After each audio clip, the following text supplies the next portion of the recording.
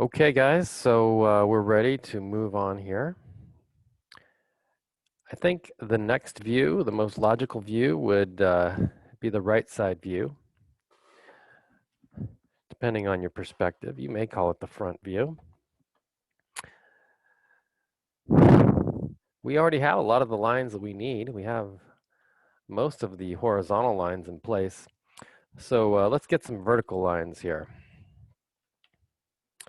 I think the spacing in between these two drawings I'll set at 2 inches. All right.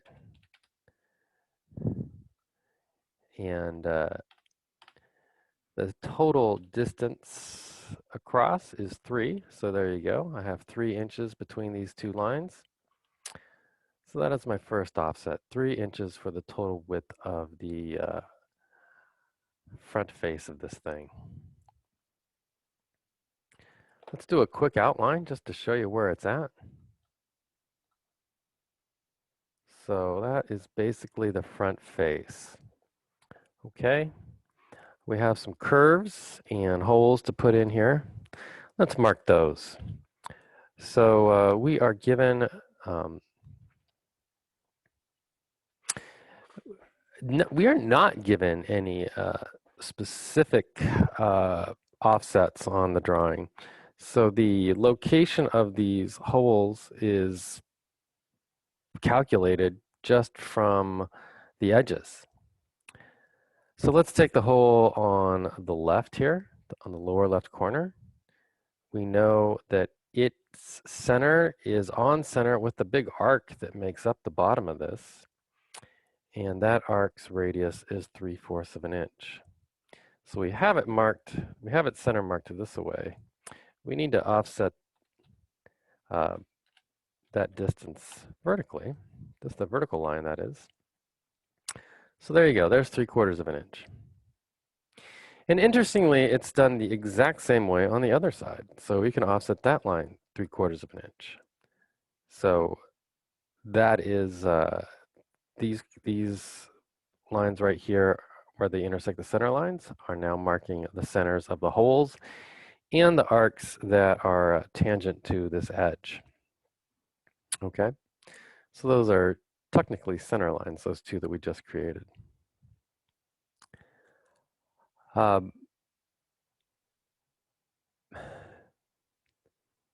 other thing to note is the arc that joins these two arcs, and it is tangent to both of them. Let's deal with that in just a minute. We'll get back to that. So let's make these circles first. So these are technically center lines. We'll mark the holes. So the holes were given to us as 5/8. We've already made the lines for them. There they are. So we can just click on the edges of those lines. And then the arcs that go around them, we also have the lines for. You can just click on either one of those. So there you go. Now, the last thing we got to do to make this face, make the contour of this face, is put in the 3/4 radius that goes in here.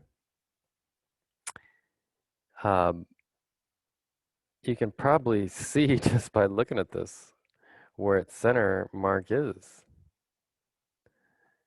It's right there. So although it was not dimensioned to that, that's the deal, because its radius is 3/4 of an inch. And let's dimension that really quick. You'll see the distance from the outer arc here to this center point is 3/4 of an inch. And so is this from here to here. So that center point is the one we need right there. And there you go. Now we have all the arcs that we need to make this outside contour. We just got a lot of trimming to do. So let's do that. We'll turn off the construction lines and TR, enter. Let's see if we can't get this done here. Goes away, goes away. What's staying? What's going?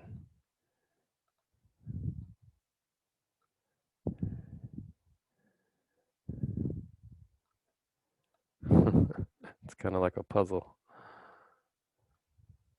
There it is. Get rid of those. Let's make sure that's legit. Oh, crikey. Looks like I over clicked here. Sorry. I should have gone it. Put that back. Looks like I snapped a little off here. Zoom in on that a little tighter so I don't make that mistake again. Grab that center and then go right to that. There it is. Boom. Okay. And then you can, you get to see me do it one more time. Trim this stuff away.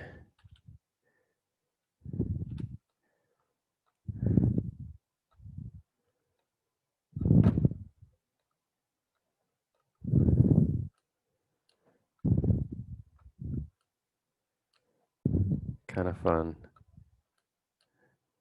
All right. I think I got it. Kind of looks like a grand piano from the top. Okay. So there you have it. That is our front face true size. And of course, we don't have any of the hidden features marked here. Not yet, anyway. We do have the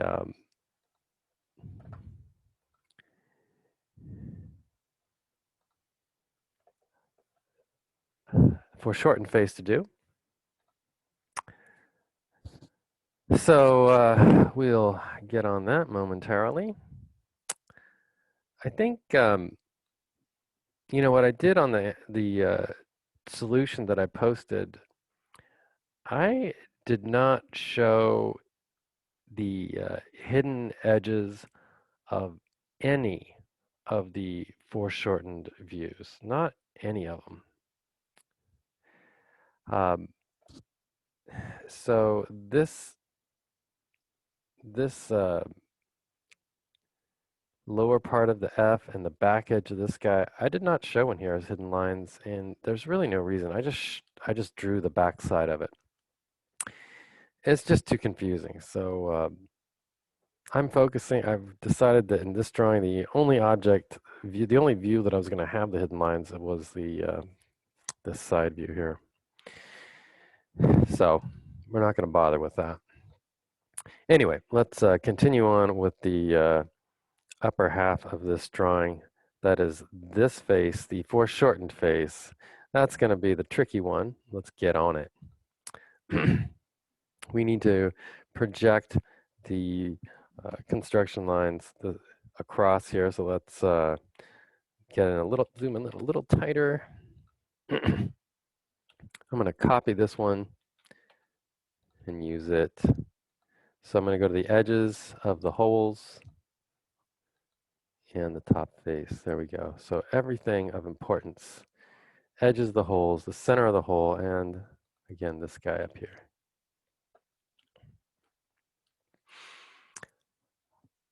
Okay.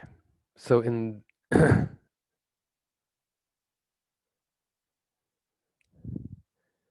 this view,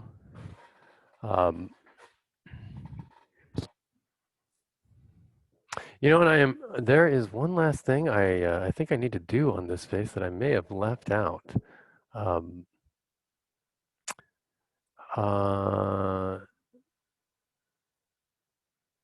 Interesting. No, that is this this top edge that's visible. So it comes across from right here. So I need to put another construction line there, is what I'm getting at, I guess. So this one, I'm going to copy up to right there.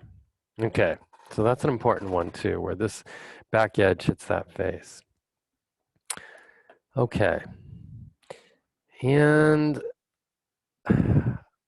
I do want to put construction lines where these edges are. So I'm going to copy those guys and mark them here. And I do want to show the holes too, so I want to get the outsides of the holes marked. So everything that's important in this view, and I think we got it. All right, I'm going to zoom out a little. So I do believe we have all the construction lines necessary now.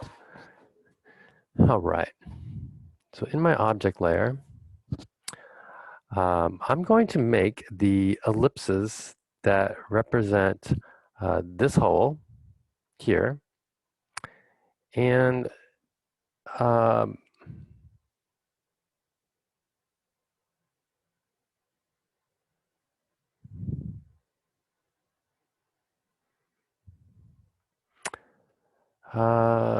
this radius, so there is a little radius in here. You'll see that in a minute. Let's draw it as a rectangular shape first. So if I did this just as a rectangle, it would look like this. Okay. So we know we need to put a radius in here, and we need to put the elliptical curve up here. We also need to put the elliptical hole centered in here. Let's do the hole first. That's going to be super easy. So I'm just going to go to my ellipse function and click on the center point. So there's the top center line coming across. It happens to line up with this one. So I'm going to click that and then go to the two edges, the one edge there and the one edge there. So that's perfect. And then I'm going to do the exact same thing, except same center point, but I'm going to go to the outer edge. Now, you know what? Sometimes it does that. You got to come over here and choose center and grab the center point and go to the outer edge on both of them. There you go. So now I have the outer curve that makes up that view. And I can turn off my construction lines and trim that away for you. There it is. All right. So all that's left of this view, if we're not doing any hidden lines, any of the back edges, and I'm not going to do that. I just need to put the radius that goes in here. So that radius, we are told, is not the standard 1/8 of an inch.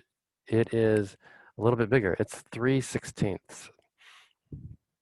Okay, so so I would offset this line right here, 3/16 of an inch. Let's do that. Oh, enter 3/16, enter.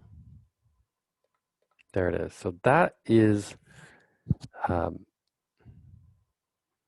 it's centered that way. And remember, in this direction, in the x-axis, this thing is all true size. The question is, what does it look like in the y-axis? How squished is it? And the answer is it's squished a lot. We got that by, we got the other ones over here by offsetting the perpendicular line over here. So although we can't see it in this view, we need to put it there. So sorry, it's a little confusing, but check this out. I'm going to take that perpendicular line, put it right on the, let me zoom in a little tighter. I don't want to make a mistake here. So I'm going to take one of these perpendicular lines, copy it. I'm going to make sure my nearest snap isn't on. I think it's giving me trouble. And click right on that point of intersection. There it is. So that's the point that we are talking about right here. That line is marking this line here. And the question is, how far up does it go? Well, it goes 3/16 of an inch because it's a radius. So this line would be offset 3/16 of an inch. And so I'm going to do that. There it is. So that's how long the radius is in real life.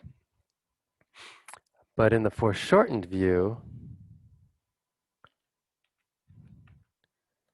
it's only this long from there to there. So I'm copying that horizontal construction line to go from there to there. And now you can see. So here's the deal. When I go to my ellipse function, I click the center, that's the center point, and there's one corner, and there's the other. Right? So this distance here I got from just offsetting its true size value, 0.188, which is 3/16 of an inch. But to get the foreshortened distance, I would either have to use some fancy trigonometry, or I would have to draw it in the true size view, which this side view is. So I offset that distance, you know, the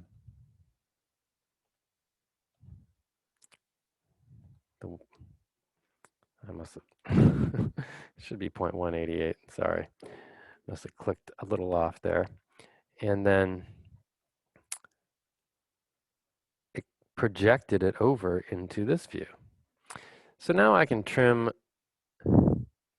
that off, TR, enter, get rid of that side and get rid of these pieces, and you can see what a foreshortened fillet looks like. So that is how you would correctly do a fillet and in a foreshortened view.